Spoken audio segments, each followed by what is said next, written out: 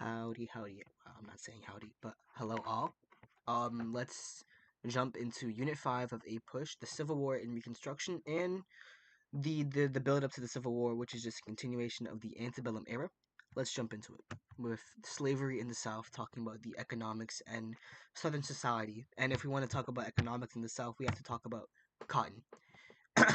The continuous use of cotton and its production by slaves has kind of made cotton the crown jewel of the South in a way, where this idea of King Cotton is promoted.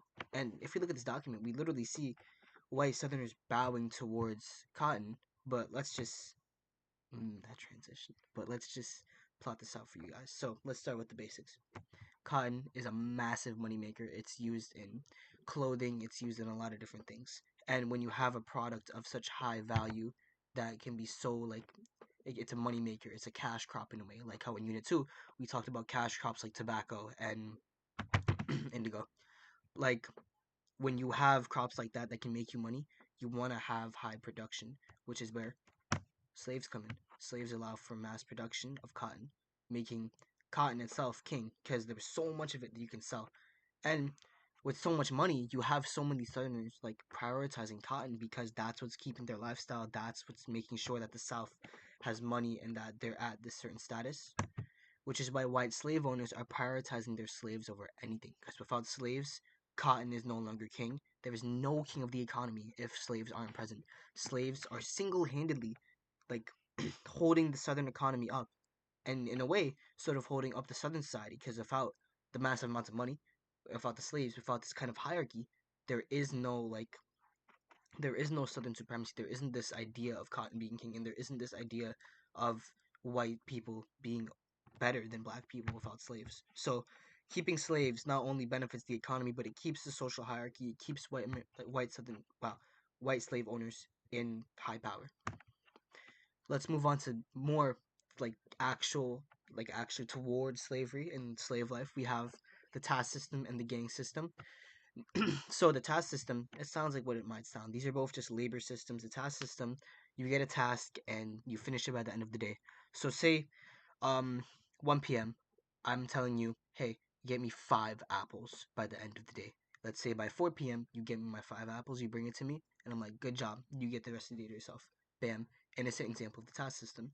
Gang system, however, the gang system was more commonly used on plantations and areas where like production is necessary for cash crops. So the gang system said that it set quotas. So again, just going back to the example, I'm like, hey, you got to get me 5 apples. When you get me 5 apples, you get the rest of the day off. It starts off like the gang system in a way, but it kind of evolves in the sense that like not necessarily evolves, but it goes further in the sense that I'll keep raising the amount of apples you need to give me. So I'm like, let's say at like 1 p.m. I tell you give me 5 apples. At 4 p.m. you get me four. You have 4 apples, and then I'm like, wait, actually give me 8 apples. At 7 p.m. you have 7 apples, and then right when you have 7 apples and you're about to get the eighth apple, I'm like, wait, give me 158 apples. Something like that is similar to the gang system, where let's just use a more historically accurate scenario here, where a slave owner can be like, okay, at the end of the day, bring me 5 pounds of cotton and put it all through the cotton gin, produce it for me, and then you get to rest. And then midway throughout the day, the quota goes up. You have to get 20 pounds of cotton, put it through the gin, and then you get to rest.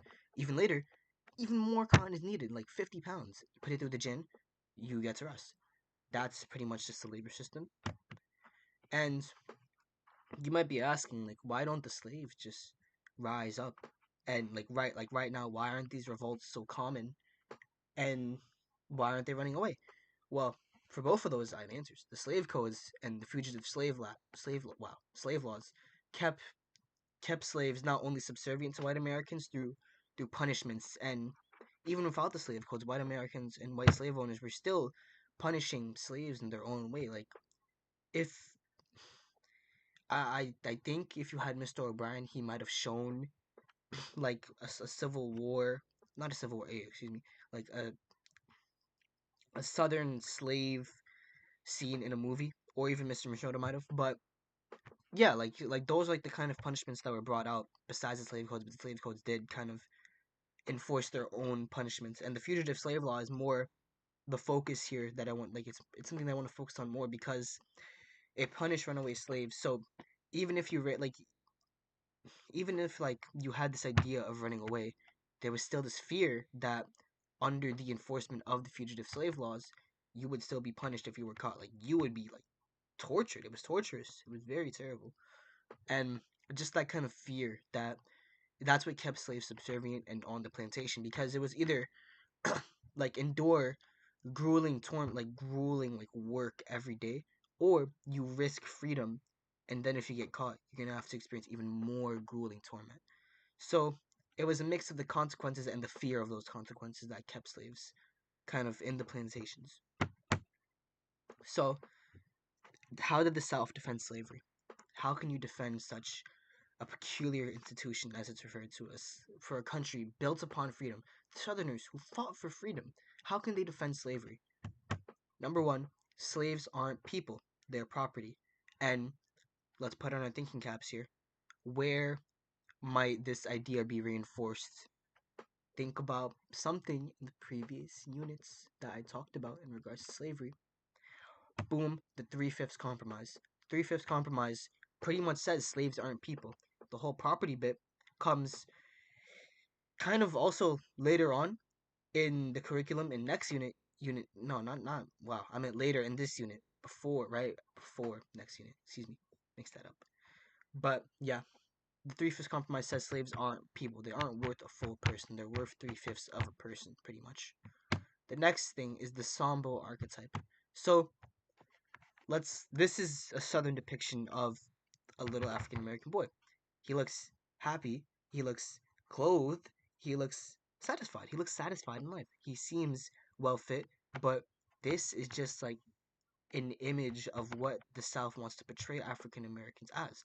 In reality, they could only dream of having this umbrella and these clothes or these shoes, and they could only dream of being as well kept as they are in this depiction. Where southern slave owners are trying to depict African Americans as these happy go lucky, like in a way foolish people that were so ignorant, like ignorantly blissful, when in reality, like I just talked about how terrible the conditions were for them, and like I was just saying, like they can only dream of having these like well conditioned clothes and shoes. So just to sum that up, the South was portraying a false image of African Americans in order to make slavery seem a little better, make it seem like the African Americans present in the plantations were actually living a good life. And just the like defense within the South more is that it was just pivotal to Southern life. Like, look, you see, like these buildings aren't poorly built at all. These carriages aren't poorly built at all. These people aren't poor clothed. They're all living like well conditioned lives. They're all like in a way kind of like there's like a very slim percent of a lower class in the South.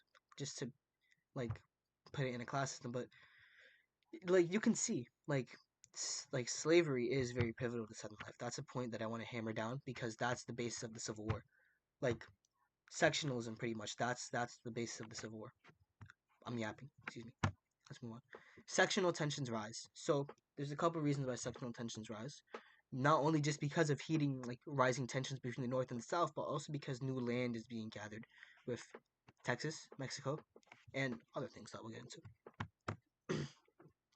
The Texan Revolution is where we need to start. Southerners moved to Mexican-owned Texas. So during this time period, Mexico was owned. I mean, wow, Texas was owned by Mexico, and we have an influx of Southerners moving into Texas. Um, but the not the mon, but the leader of Mexico, Antonio Lopez de Santa Anna, he banned slavery in Texas immediately. I've been trying to wire this into your heads. Whenever slavery is in jeopardy, the Southerners outraged. They go bananas.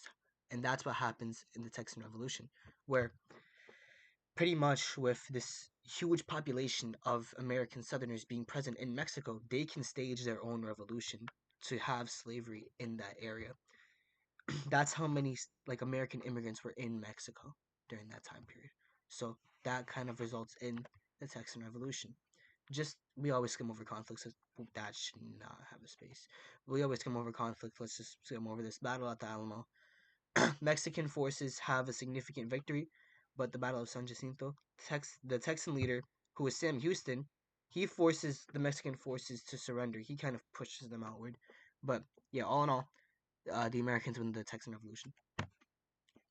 And sectional tensions have yet to occur because I'm pretty sure this cartoon pretty much sums it up. Even if you just read it, you can get the idea.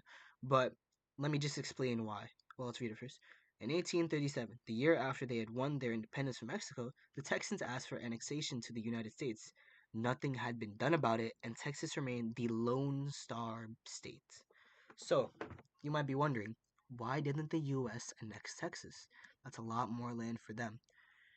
The main idea is that because Mexico had just lost their battle with Texas and like they're still kind of salty over it, and in a way they still kind of consider it their territory, kind of geographically. America doesn't really want to touch that yet. It's kind of like a hot potato. If you touch the hot potato too soon, you're gonna burn your hands. So they're waiting for it to cool off at least, so that way like Mexico doesn't fight back for Texas and then it leads into a full blown war. But for a while now, Texas just remains this non-annexed state. But another reason why one might think that Texas was an annexed state is because of sectional tensions.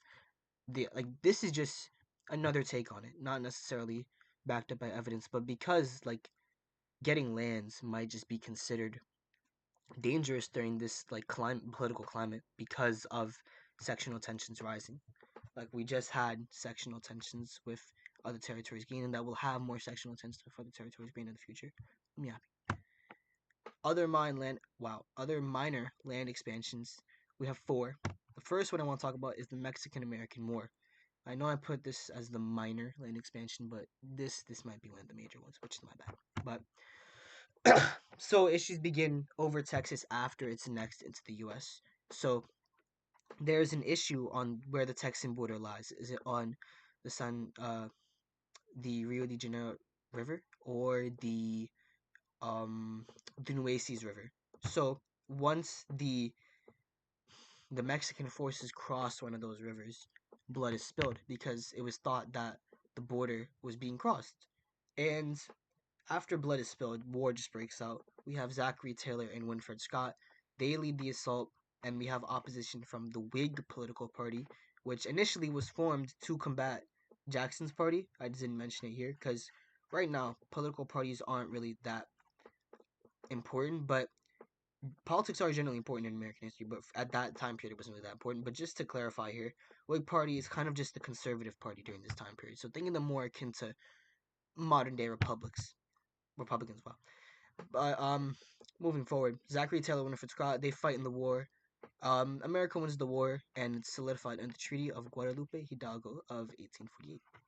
Moving forward, the Oregon dispute. We have our current president. Oh no, not yet. Sorry, but we just we have Americans versus Native Americans. We like as I said many times before. With land expansion comes issues with the Native Americans. We push the Native Americans out, and we make our America. America makes its own Oregon Trail, and I mean you guys probably heard of the Oregon Trail. Like just this, there was this one Teen Titans Go episode uh, about the Oregon Trail. I shouldn't be talking about this. I should be serious, but um Americans and versus Native Americans, we push them out. We get the territory of Oregon, and we make the trail to travel there. It's very grueling and very hard to endure, but we make it. Maine, getting Maine in 1844. So our current president at the time period, James K. Polk, he is fighting the French who are present in there, who are establishing their own little trade system in there, and he is fighting so that that territory can be America's. And James Polk's is like his tagline, his catchphrase for his presidency was 5440 or fight. 5440 refers to that, like, you know how on a map you have like that grid system that kind of highlights areas of land? That's what that was. It was those lines on the grid system that highlighted the main territory. So it was either give us the 5440, that section of the main territory, or we're going to fight. And in the Webster Ashburton Treaty, like it was all resolved inevitably, where France backed off and then America gained that territory for themselves. The Gadsden Purchase. This is just an additional purchase of lands, like a little area just to connect America and us, like just to fill in a gap between America and Southern America. It was gained after the Mexican American War. Now onto slavery on the eve of the Civil War. What is important here? Let's look at it. Oh, crap. Okay, the Wilmot Proviso. So remember how during the Missouri Compromise last video I talked about the main issue with it is going to be that California is going to be annexed and the Missouri Compromise line splits right through it. So what happens is that we have this whole dispute over how is California going to get annexed and is it going to be a free state or a slave state. So the Wilmot Proviso suggests that all new states become free states, and I hope you didn't see this on when I entered the slide, but this is very similar to another thing we mentioned in the past, the Talmadge Amendment, because the Talmadge Amendment kind of suggested something similar where some new states become free states. And again, both of these are similar not only in their goal, but also in how they both got rejected because of the sectional tensions that it would produce. Because making all new states free states would kind of kick the slave owning states in the butt, because then they would be out of power in the government, in House, and yeah, in House. Okay, Compromise of 1850. So this is just to solve the issue that I talked about here with California being annexed and the Missouri Compromise being overturned. So what the compromise said, it says a couple things. California is a free state. New territories are divided into Utah, the Utah territory, and the New Mexico territory. And whether they would be slave states or free states would come with popular sovereignty. I don't remember if I talked about popular sovereignty, but if I didn't, then popular sovereignty is this idea that the people within the state can decide whether they're a free state or a new state like through just like a popular vote, pretty much. And the third thing about the Compromise 1850 is that it set restrictions on the slave trade. The slave trade. There's a heavy difference between setting restrictions on slavery and setting restrictions on the slave trade. And what this did is that it just cut out a lot of areas for the South to get new slaves, and it kind of that was a victory for the North, although not as massive as they wanted it to be. It was still a victory, but a victory for the South had to be there in the Compromise of 1850, or else this would just be a beatdown on the South, which would have very much caused a lot of riots. And that victory came with the fourth thing that the Compromise of 1850 said, which is that harsher fugitive slave law would be enacted on fugitive slaves, runaway slaves. And this is just enhancing what was already present, but there had to be something for the South here. This compromise is often referred to as an uneasy truce because although it did resolve the issues that came with California becoming a free state and the issue of California's annexation, this didn't completely quell sectional tensions, it just reduced them for the time being. We see everything blow up again, not only with the thing on this next slide, but also with the Civil War, obviously. Bleeding Kansas and the Kansas-Nebraska Acts. So, this pretty much just shows an issue with popular sovereignty. If you have people in a state and like it's bound that not all of them are going to want to be a free state or not all of them are going to want to be a slave state, and this is what Bleeding Kansas shows. So let's just start with the Kansas-Nebraska Act of 1854. First thing it did was repeal the Missouri Compromise, and it kind of just put um popular sovereignty as the main way of seeing if your state is a free state or a slave state. Second thing, the Nebraska territory was split up into Kansas and Nebraska, what it currently is on a map in the modern day. And slavery was set up by popular sovereignty, like I just said. Duh. And here is where the modern Republican Party is born. Right here with the Kansas-Nebraska Act and with Abe Lincoln's election soon. This is that modern conservative Republican Party. This is what happens when you have what I just said with popular sovereignty. When you have people in a population who don't necessarily share the same ideals. We're going to see people fighting. We're going to see a lot of riots, a lot of bloodshed on it within the area on if slavery should be present or not.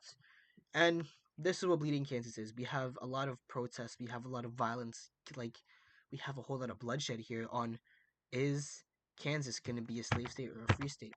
John Brown is one of the few white Americans who was actually fighting against like slavery in this very violent manner where he's leading protests and revolts in Kansas to fight those who are pro-slavery, and he's fighting toward emancipation for the slaves pretty much. And he's not only just fighting within Kansas, but he's fighting all the Southerners in his raid on Harper's Ferry where he goes out to kill Southerners. He's fighting very profoundly for the abolitionist cause.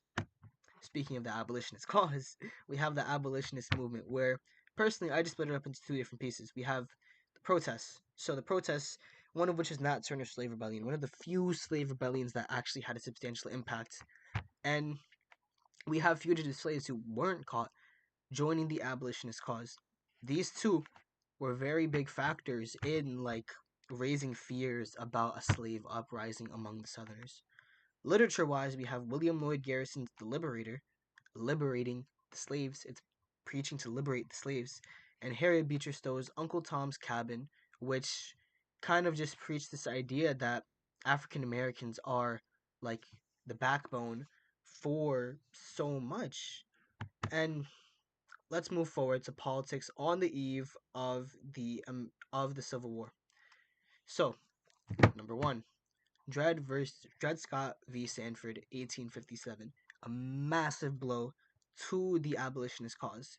This is because Dred Scott v. Sanford said that, well, it said that the Missouri Compromise wasn't always constitutional in the first place, but it also said that slaves aren't people. This is where I got that idea from earlier, that slaves aren't people, and that they're more so just property. And like I said, heavy blow to the abolitionist cause.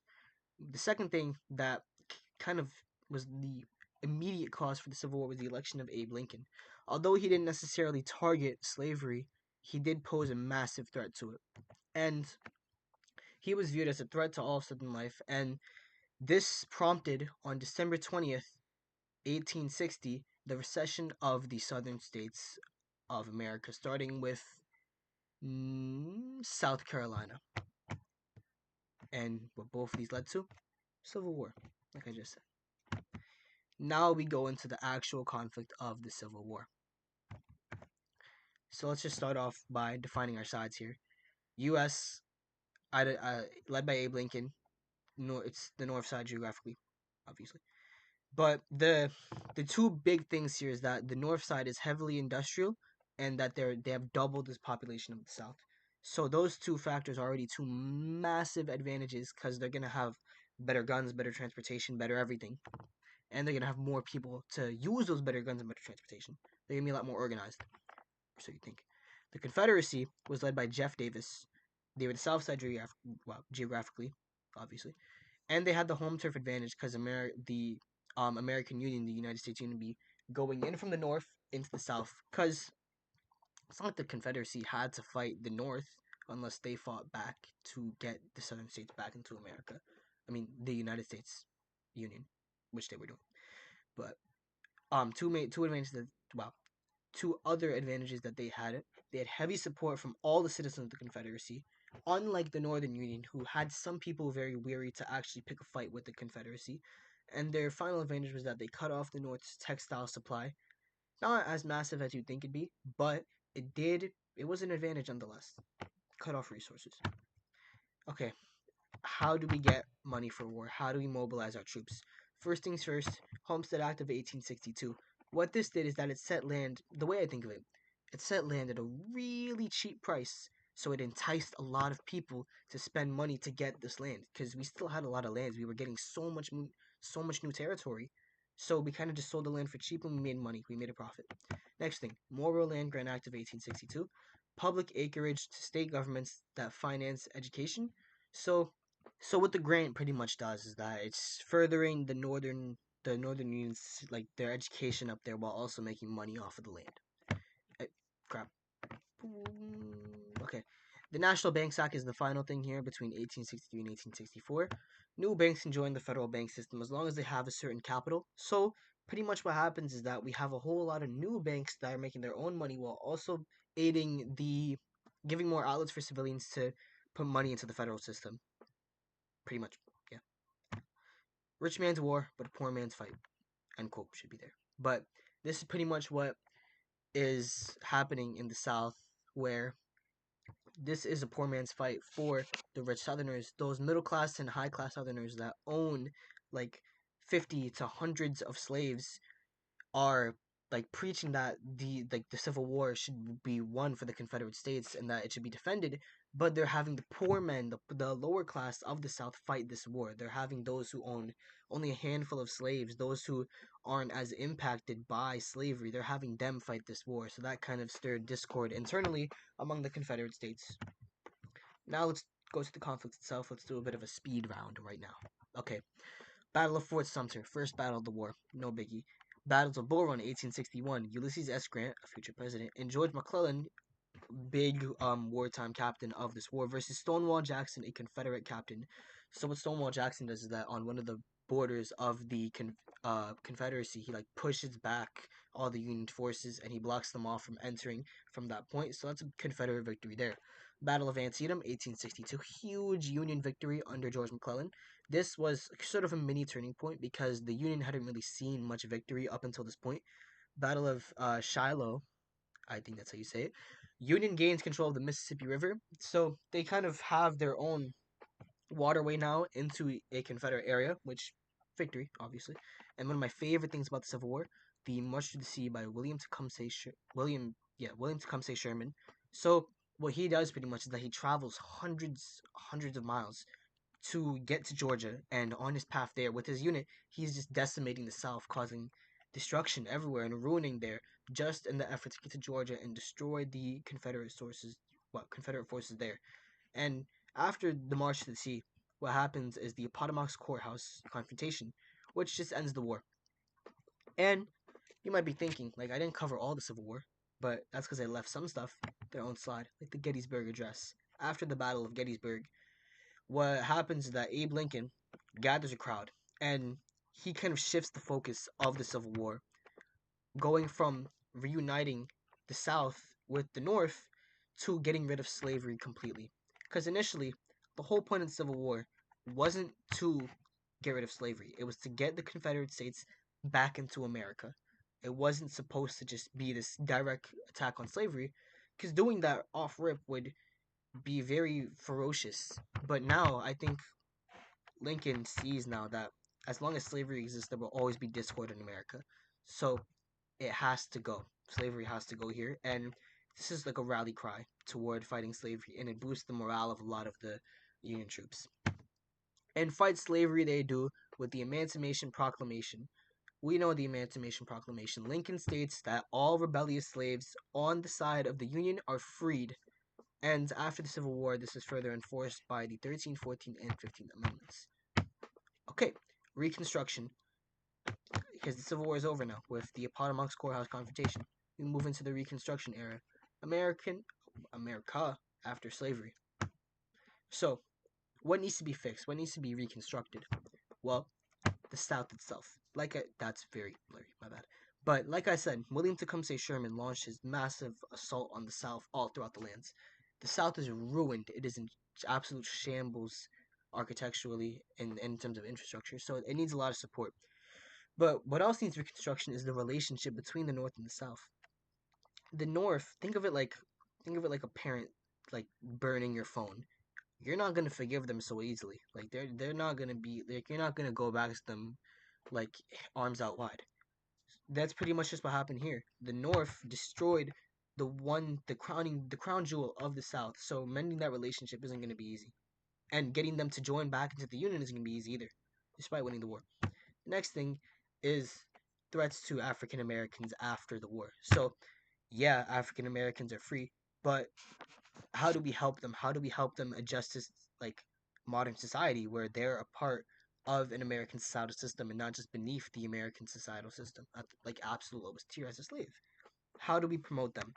And we're gonna see even in this image we're alluding to some threats to African Americans and their role and presence in the American society. But currently the concern is how do we help them adjust and how do we defend them? Here are the solutions. Mending tensions with the South. Let's start with that. Lincoln's 10% plan. So, Lincoln says that 10% of every Confederate state has to pledge their allegiance to America. And the Proclamation of Amnesty and Allegiance says that once those states join back into America, the American Union, they'll be pardoned completely as long as they just pledge their allegiance and promise not to fight back or anything like that. But when those 10% pledge, they will be admitted back, and the Reconstruction Bills of 1867 are used to, first of all, initiate Reconstruction itself, building back infrastructure, giving the funds to build back up the South. But what it also does is that it divides the South into these five sections where we have military guard, like surveilling the South areas just to make sure they're not plotting another revolt. So it's kindness. It's lending out of hands with a firm grip. We're lending out our money. We're lending out our aid, but we're making sure that if they pull any funny business, we're gonna bite back. Like we're not playing about this pretty much. Let's move on. Helping African Americans. So what the amendments pretty much did is that the 13th Amendment, like, it emancipated all the slaves, made them African American citizens of the American Union, and the 14th Amendment gave newborn African Americans a birthright to citizenship, to American citizenship, and the 15th Amendment that guaranteed voting rights for all African American citizens of the United States of America. So I might have mixed up the 14th and the 15th Amendment, but nonetheless, you get the general idea of these three amendments where it's just separating the idea of slavery from African Americans and ensuring that they are American citizens. The Freedmen's Bureau was helped to kind of get these new African American citizens off their feet. It gave housing, it gave jobs. Yeah, like when when going from a slave to an American citizen, you're not gonna have proper housing and a job really. You need a way to make money and to develop your life. And that's what the Freedmen's Bureau helped do. It gave these opportunities to African Americans to help them get off their feet pretty much. So yeah, Reconstruction is going well. It's being a bit successful, but we have a major impediment coming up with the KKK, the Ku Klux Klan. Very certain I don't need to go over this a lot because it's something that's always been talked about. It's always been a very egregious thing to talk about, but violence, radical white supremacist group that that was focusing on repressing African American citizens in all throughout America, and active lynching, hangings, like very cruel stuff. But yeah, KKK massive impediment. It would eventually simmer down after the Reconstruction era, but it would come back later on, and I'll talk about that when that happens. And we have other impediments here with voting rights. So, poll tax, putting a tax on being the ability to vote. Two, putting a tax to vote, pretty much, to have your ballot get put in. Literacy tests were used to challenge African American voters because not a lot of them had proper education. And a lot of these tests were rigged. A lot of these tests had very tricky questions that had, in a way, numerous answers or no answer at all. So, something like that was used to just mess up African American voters and get them out of the ballot. And the grandfather clause said if your grandfather had voted pre-Reconstruction era, then you could vote. But as you may assume, wait, African Americans didn't have voting rights pre-Reconstruction era, so that barred off a lot of African Americans from voting. But pretty much, general gist, these three things are what impeded on African American voting rights and their ability to have their ballot counted. And the infamous Plessy versus Ferguson case, separate but equal. This cartoon here, I just added in to show that there was obviously a quality difference.